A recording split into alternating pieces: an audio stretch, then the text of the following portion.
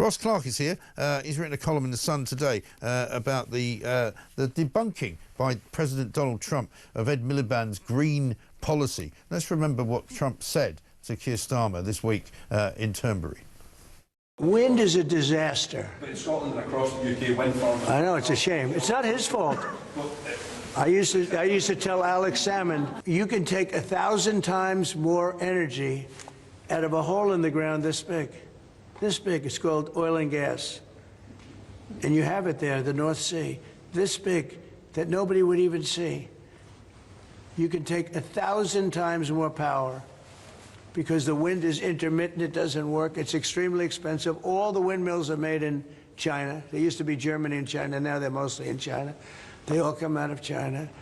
They say that the blades, which are carbon fiber, you can't bury. Oh, okay, you can't bury. What are you going to do, dump them in the ocean someplace? Because they only last a certain period of time. And remember, a windmill has a life of 8 years, especially when they're out in the salty sea and they start to rot and to rust. You're going to have to replace them. It's very hard to replace them. Wind needs massive subsidy. And you are paying in Scotland and in UK and all over the place where they have them, massive subsidies to have these ugly monsters all over the place. They also kill all your birds. You know, they wipe out. You know, it's interesting. If you shoot a bald eagle in the United States, they put you in jail for 5 years.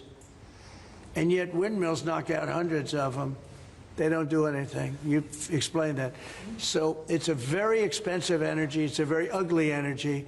And we won't allow it in the United States. So we believe in a mix, and obviously oil and gas is going to be with us for a very long time, and that'll be part of the mix, but also wind, solar. We believe in a mix, a rich mix. What's he talking about?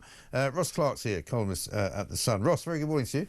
Good morning, Mike. I rather like your intro about you can only imagine that Ed Miliband's been locked in a cupboard for the past few days so that he doesn't get in the way when Donald Trump was making those pronouncements. Because, I mean, Starmer, I've never seen him looking more embarrassed. And he had to, I mean, it's sort of his two interjections, one on his friend Sadiq Khan, and that one there where he says, we believe in a mix. He doesn't believe in a mix. He believes in Ed Miliband having complete control of everything, which means no oil and gas at all, doesn't it? Yeah, well, I'm very worried about the welfare of Ed Miliband. I mean, where is he? I mean, Trump's remarks there are a complete red rag to Miliband normally. I mean, he'd be out on the airwaves sort of denouncing them and saying how wind farms are going to save us 300 quid a year and so on. But he's had absolutely nothing to say. You can only imagine he's been silenced in order not to spoil Starmer's relationship. Yeah. Trump. But Trump is, I mean, he's essentially right. I mean, he said some things there which aren't true. I mean, wind farms last a bit longer than 8 years and so on. But, you know... Yeah, but they don't last forever, which is what we're told. No, they don't last sort of forever. I think 25 years is about what you get out of wind. But what the Green Brigade tell us is that, you know, once you put them in, you never have to do anything else. But that's obviously not true either. No, it isn't. And I mean, the particular problem with building wind farms in Scotland, which the SNP have done, you know, with abandon in recent years, both offshore and onshore, and sacrificing one of their greatest assets in the process, their scenery. We've got to the stage where the wind farms, well, they either generate nothing on some days, but on other days they generate so much wind that the national grid, so much electricity, that the national grid simply can't cope. And last year, energy consumers were forced to pay £1.5 billion in what are called constraint payments to wind farm owners to compensate for them for the fact that, you know, they have to turn their turbines off and can't feed it into the grid because we haven't got the wires to bring the electricity southwards where the demand is for it. And, you know, and Ed Miliband is as guilty as this as is the SNP, sort of just incentivising the construction of wind and solar farms before the national grid is actually able to cope. Right, and still with what Keir Starmer said there, that, you know, there will always be oil and gas for a long time. I don't know if he really believes that, whether he actually means that, because basically what he said is that we're going to import our oil and gas from Norway, who are getting it out of the North Sea approximately sort of 25 feet away from where we would be getting it from, but we're not getting it from there anymore because we don't think it's sustainable. Yeah, I mean, what Keir Starmer said there, oil, gas will be with us for decades to come. I mean, that's absolutely right. I mean, whatever practical transition you might imagine to clean energy, it's going to involve oil and gas in the short to medium term. But the trouble is, the government policy is pretty well shutting down North Sea gas and oil now. They're refusing licenses for new extraction, and at the same time they are taxing out of existence the existing fields. We've got this windfall tax, which is now imposing 78% tax on oil and gas companies.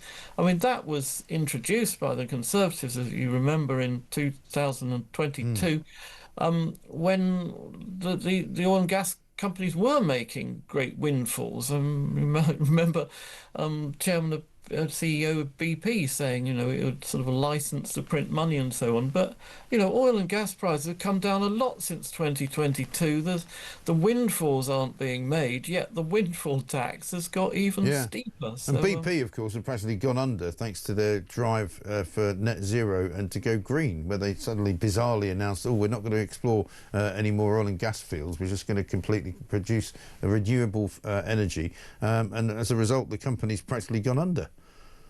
Well, it certainly retreated on its green energy strategy. Yeah. Remember the days there's going to be BP was supposed to stand for Beyond Petroleum and so on. Well, it's going back on that rather sharply now. It's going BP back to petroleum. Profits aren't there to be made. Well, that's the thing. And what about all these jobs that Starmer keeps telling us are going to be produced? And Miliband says the same. You know, tens of thousands of jobs in the green energy industry. Where are they? In China, basically. I mean, there is a great number of jobs being created, but they're not in Britain. Yeah. But here's a little statistic. The International Renewable Energy Agency sort of tots up the green jobs in renewable energy around the world.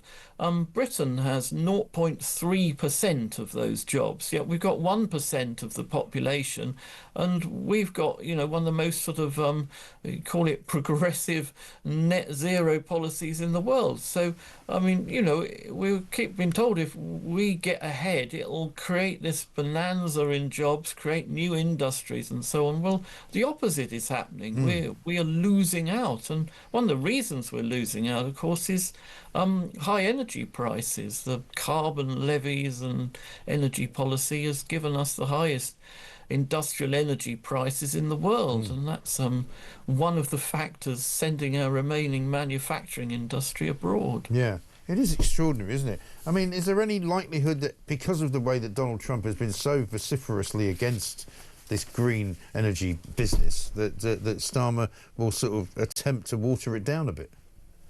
Well, I can't really see it happening in the near future. I mean, you heard Starmer there was he's slightly pushing back on what Trump was saying, but I mean he's sort of just trying to be polite in Trump's company. But no, Miliband is sort of seems to be winning the soul of the cabinet for his energy policy. I remember a few months ago, Tony Blair, the Tony Blair Institute, published this paper saying it's rather foolish for Britain to try and be the world leader in net zero. Is going to cost us jobs and wealth and so on. Yeah. And you know, he was sort of shut up by Starmer really, and Miliband's view was allowed to prevail. So we've got this rather sort of foolish policy now, which is destroying jobs, destroying our wealth, and not really doing very much for the planet either. No. What an absolute and utter mess that they've created. Ross, good to talk to you. Thank you very much indeed. Ross Clark, columnist at The Sun today. Trump is dead right on energy. Britain is heading in the wrong direction. Absolutely they are. And where is Ed Miliband? Where has he gone? Not that I particularly miss him, I have to say. I don't particularly care to see him anytime soon. But he certainly disappeared. They keep him on a very short leash, it would seem.